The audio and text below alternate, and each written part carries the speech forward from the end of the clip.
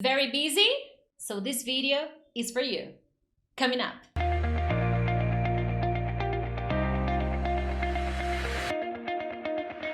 Hey friends, I'm Teacher Prix and I'm going to help you talk to anyone, anywhere, anytime in English. Well, if you're busy, I don't want to waste your time. So in this video, I'm going to share 3 tips to help you stay on track on your journey to fluency, even if you are a very busy person.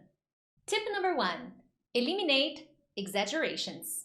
Busy people are very worried about not having enough time to study English because they think they need to study too many things to be able to improve their English.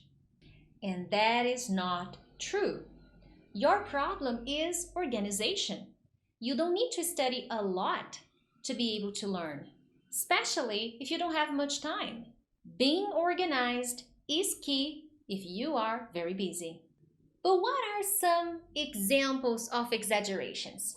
I'll show you 4. For example, listening to very long audio clips. If you're busy and you spend all the time you have listening to a very long audio clip, you will not have time to do different activities. So that's an exaggeration you have to be careful about. Another example of exaggeration, if you are very busy.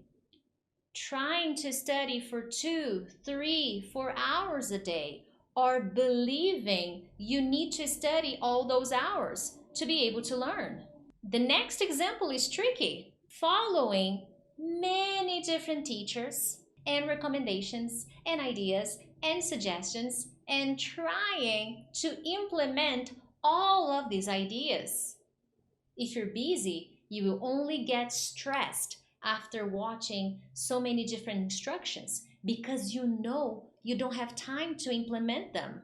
And as a result, you feel guilty, you feel bad, you feel responsible because you know what you need to do. You have ideas, you have exercises and suggestions, but you don't have time. In example 4, trying to learn too much vocabulary. Of course, vocabulary is definitely important and you need to study new words.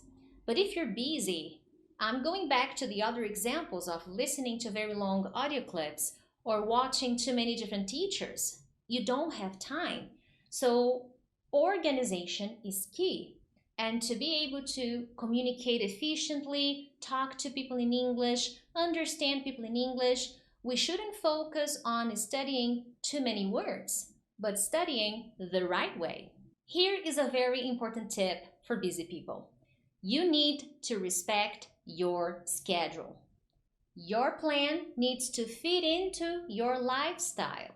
So basically, if you're very busy, studying about 2 to 3 times a week for at least 30 minutes to help you get on track, to help you build a study habit will be better than occasionally studying and then studying for too many hours and then stopping.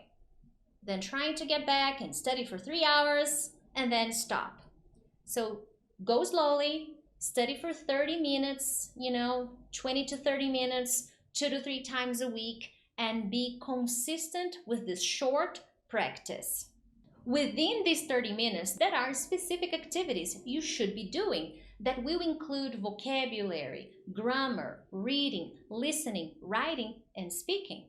You're not only going to do one activity, but you should find a way to combine different skills within the time you have available. Tip number 2 for the busy ones: do not multitask if you are a busy person. Thinking, believing that you will be saving time if you try to do 2 things at the same time. But here's the catch. The problem is when you're doing something more important and you try to include English, but this first thing is not connected with English. Because I told you before, you need to combine different skills. You could think, well, that's multitasking. No, you will be studying English, focused on English. Multitasking is different. You're driving and then you try to listen to a podcast because you think that's a way to study. That can be a thing you do, a habit, but it's not an efficient study habit. I'm talking about studying. Listening to podcasts is basically what every human being does. That doesn't mean you're studying. In some cases, you may not even remember what you listened to because you were busy driving, paying attention to the traffic. So you are dividing your attention, and that is not a very good or efficient way to learn English. So during your study time, you should focus on studying. I imagine that when you're driving, you're paying attention to the driving 100%. That's why so many students feel like their listening skills are not improving. They listen and listen, but they can't get better. The problem is in the strategy. This moment when you're listening to something in English doesn't really count as an efficient way to practice. And as a result, many students feel sad, lose motivation, because they believe they cannot improve. The problem is in how you practice your listening or the other English skills. At the end of the day, my main concern here is attention. Where is your attention going to? If you're doing two different things, English will suffer. You will not pay so much attention. That's why less is more. Tip number 3. When studying English, you need to combine 2 to 3 different English skills, especially if you're busy. Actually, this is how I like to work with my students in my online program. You need to find a way to connect different skills to be able to have better results. So let's say you have 30 minutes to study today. How can you combine reading, vocabulary, and speaking? Because you should. Even if you are alone, you need to find a way to include English speaking. So the activities you do should consider different skills. Maybe on a different day, you can focus on listening and vocabulary, or listening and pronunciation, or listening and writing, or listening and speaking. That way, even if you have 20 minutes to 30 minutes a day, you will be able to have a more efficient practice, and as a result, you will be able to improve as well. You don't need to feel that, oh my goodness, I don't have 1 hour every day. Some students feel really bad about it and they give up. But no, with the recommendation I'm giving you here, even if you have 2 days a week or 3 days a week, if you have 20 to 30 minutes, you can follow the recommendations I am suggesting.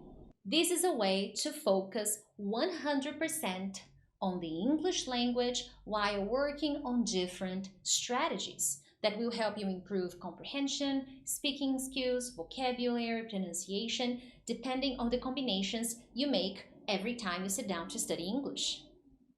Now, bonus tip. For people who are busy, it is very important to follow a study plan. Maybe you don't have so much time to organize your routine. So it is a good idea to find a study plan so that you can follow. That way you don't need to be stressed about what kinds of activities you should be doing. And that'll save you time and will make you feel more relaxed. So if right now you're feeling lost and you have no idea what to do, before you follow the other recommendations I gave you, I want you to sit down and plan. Make a plan of the activities you can do, and then on the next day you're going to study, get started. By doing this, you will increase your chances of being more consistent. And being consistent is the key to success, not only in English, but in everything in life. If you have no idea how to start a plan, how to follow a plan, how to create a plan, I do have some videos here on my channel where I give some recommendations, but I have also created a 21-day study plan that you will be able to continue after the 21 days are over, so that you can know exactly what kind of combinations, what kind of activities you should be doing on each day. If you want to learn more about this study plan, check the link in the descriptions of this video. Other than that, I hope you enjoyed this lesson. Make sure to subscribe. But other than that, I'll see you next time. Bye!